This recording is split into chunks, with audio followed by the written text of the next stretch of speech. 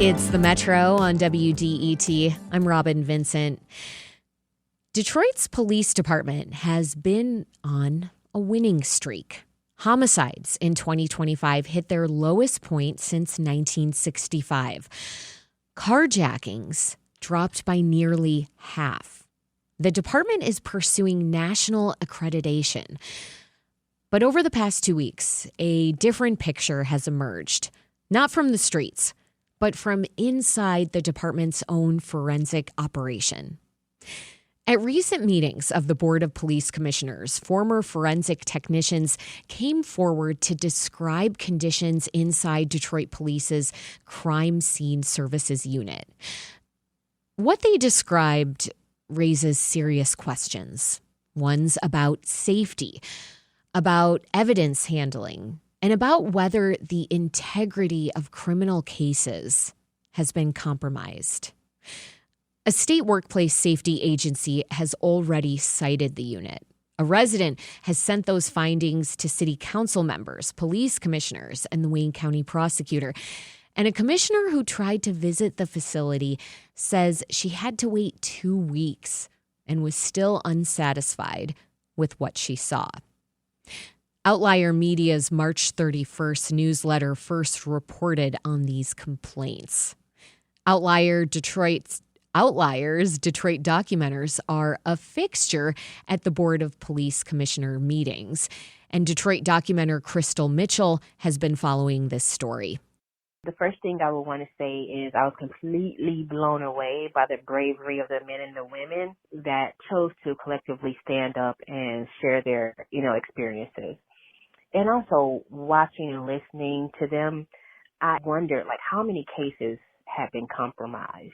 How many cases have been cross-contaminated or not even properly represented in court due to the poor working conditions, the lack of equipment, or improperly working equipment? And one of them most importantly, if not the most important, is who or what persons will be held accountable. Detroit documenter Crystal Mitchell, and those questions she's raising about compromised cases, about accountability, came from the kind of deep listening Detroit documenters do at every public meeting they attend. Noah Kincaid coordinates the Detroit Documenters program at Outlier Media. Noah, welcome back. Hey, it's great to be back. So first, Noah, let's set the scene. 3 former forensic technicians showed up to a public meeting and spoke during the public comment period. That's unusual. What did they say?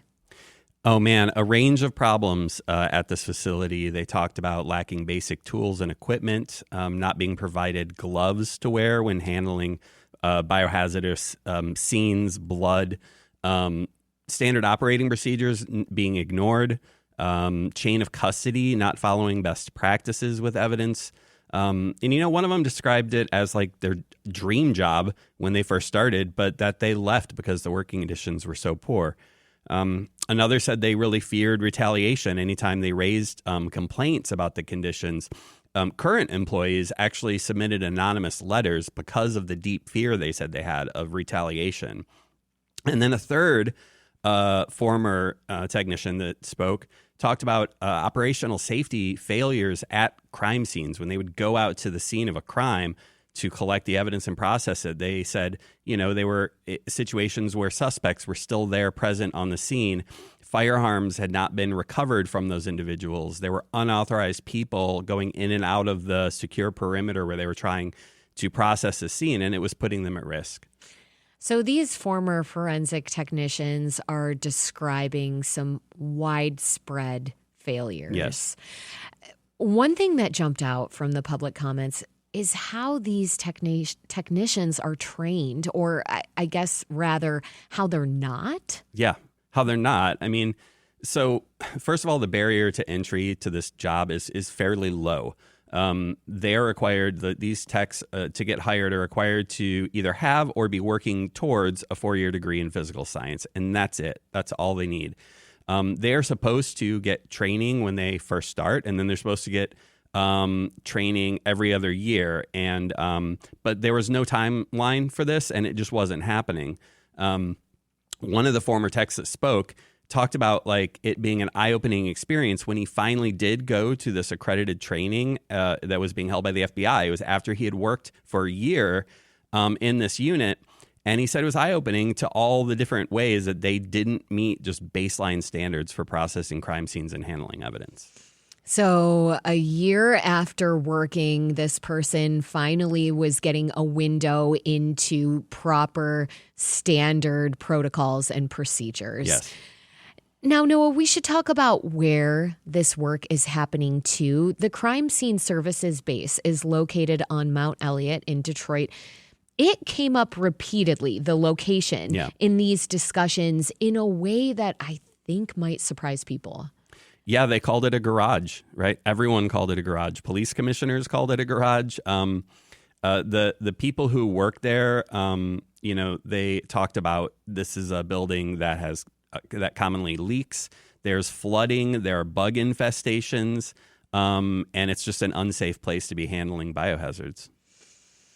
Okay, so there is an actual state regulatory finding here. A Detroit resident named Tara Brown obtained MIOSHA documentation, that's the Michigan Occupational Safety and Health Administration, and sent it to council members, commissioners, and the Wayne County prosecutor. What does that documentation show? So much. She was able to get this report from MIOSHA, and the report actually had multiple citations in there. There were 4 different citations. Some of them have a Part A, Part B, Part C, but some of the things listed there. Hepatitis B vaccines weren't being offered as required by law to staff. There was no training happening.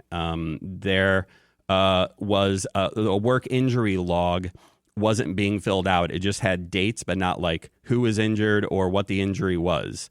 There were no proper biohazard bags to put the waste in. They weren't labeled as such. Those bags didn't have a leak-proof container to put them in, right? In this email, there were pictures of just biohazard waste bags sitting on the floor in a puddle of what looks like, I guess, water from, I don't know if it's like rain coming into this building or what, but, they said there was common flooding and you could see the stains on the floor. So, there was just so much in this citation. They were cited $10,000 in fines, and they were supposed to abate all of these issues by January 16th. But up until this point, we haven't heard anyone ask whether this stuff has been abated or not. So, there are questions then, too, about was the fine paid or did Detroit police appeal and make corrections? Have prosecutors been notified? There are a lot of looming questions here. Yes.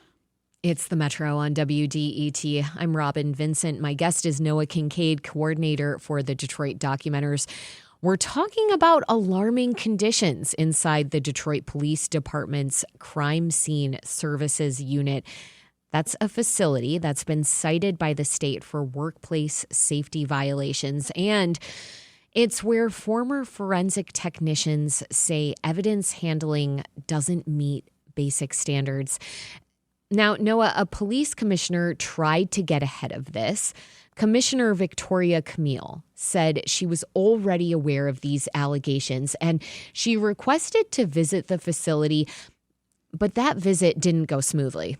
I mentioned during the visit that the office where the techs have their computers and they're making their reports, I would like to see a deep cleaning in that space. I know it's a garage and was part of a garage. There's a door closing it often. There's dust coming in at a higher than normal level for an office. Certainly not expecting for it to be pristine, but between the techs and the cleaning crew, it would be good at this point to get a really good cleaning in there. There's quite a bit of dust in the workspaces and the kitchenette area as well. It was just not acceptable in my opinion.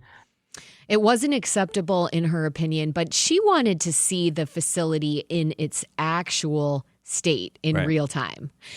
And so the conditions that she saw, they weren't up to standards, but it's hard to say what they were like before she visited. Yeah, that's right. So she actually said at a meeting previously in March, she said she asked to visit this facility on March 16th and was told that the soonest she would be able to visit it was April 1st, like more than 2 weeks later.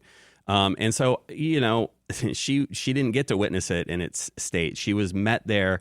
She said, she appreciated the chief sending top brass to meet her, but she would have, she said she wasn't interested in seeing production. She wanted to see it in real time in its state before, obviously, it got cleaned up. Well, then at the very next Board of Police Commissioners meeting on April 2nd, Tara Brown came back to the microphone and she called out several things that, frankly, should concern people who are paying attention right now. Here she is speaking about that. Evidence should not be being processed in a garage, and I don't know why that makes sense to anybody there. Nobody should want a cleaning. They need to be moved up out of there. They should be processing evidence in the public safety headquarters where the state of Michigan MSP is processing evidence and crime scene materials. That location, you all asked for that visit to the location 2 or 3 weeks ago. There's a reason you didn't get it, because they were cleaning it. I just got calls and have been on the phone with people who work there and people who used to work there saying none of what is being said is true. Whew. Okay, Noah. So what Tara is laying out here says some things about accountability. I'm wondering what strikes you. Well, I mean, what strikes me is why is Tara having to come as a private citizen and ask the hard questions? Why aren't the commissioners asking these questions? The commissioners were still asking the police department to provide them a copy of the Myosha report. Tara literally emailed it to them like a week prior to this. She was able to get it. Why could the police commissioners not get it on their own? And why are they relying on the police department that they're supposed to be providing oversight of to give them everything and to hand it to them? Yes, this private citizen has taken on a lot. And there's one more important layer to this, too. There's a dispute about how evidence actually moves through the system. And this matters because it affects how we understand the risk of contamination. Can you talk about that? Sure, yeah. Commissioner Victoria Camille asked Deputy Chief Tiffany Stewart, if she could just get a list of all the facilities. She said, give me a list of all the places where evidence is being processed, where it's being stored. And Stewart basically said, you really don't need it because it's just the precincts. Like, the evidence goes to the precincts, it gets processed there, and then it goes to police headquarters for storage. Well, we spoke with one of the former forensic techs, Teron Haynes, who disputed that. He said, no, actually, all the evidence goes to this garage and is processed there. He said none of the precincts have equipment to process evidence. All they're really doing is just logging it in on a computer and then either storing it there or sending it to the headquarters to be stored. Noah, I want to step back for a moment and think about the fact that Detroit has been here before. In 2011, the city's crime lab was closed after audits found a 10% error rate in the firearms section and quality control problems throughout. Evidence was later found abandoned in an unsecured building. Wayne County prosecutor Kim Worthy was the one who recommended closing the lab. Now, what Detroit documenter Crystal Mitchell was asking at the top, how many cases have been compromised, is a question with some precedent. I mean, what is at stake here in the last minute that we have? I mean, so much, right? Have people gone to jail that shouldn't have? Are people going to be able to fight their prosecutions? People who maybe should be in jail are going to get out because there's questions about the evidence that was used in their case. And let's also talk about, are the forensic techs being harmed? Are they getting sick? Are they, we don't know because the injury report log wasn't filled out. Why are these things happening? Why does the police department seem to not care about this? How did they allow this to happen in the first place? Why aren't the Board of Police Commissioners asking the hard questions and finding out why this happened in the first place, who's going to be held accountable, And is it getting fixed? Is it getting resolved? Are we going to keep processing stuff in a building that floods and leaks and has bug infestations, or are you going to actually move it to a proper crime scene laboratory? Well, the Board of Police Commissioners meets every Thursday. The next meeting is April 9th at the 9th Precinct, and we know the Detroit Documenters will be in the house for that. Noah Kincaid coordinates the Detroit Documenters program at Outlier Media. It's where trained community members attend public meetings and take notes so that none of us miss a beat. We'll link to the Documenter Dispatch, the Board of Police Commissioners meeting recordings, and the Outlier Media coverage at WDET.org. Noah, thank you so much. Thanks so much, Robin. This is WDET-FM, Detroit Public Radio, your connection to news, music, and conversation. And this is The Metro. We'll be right back.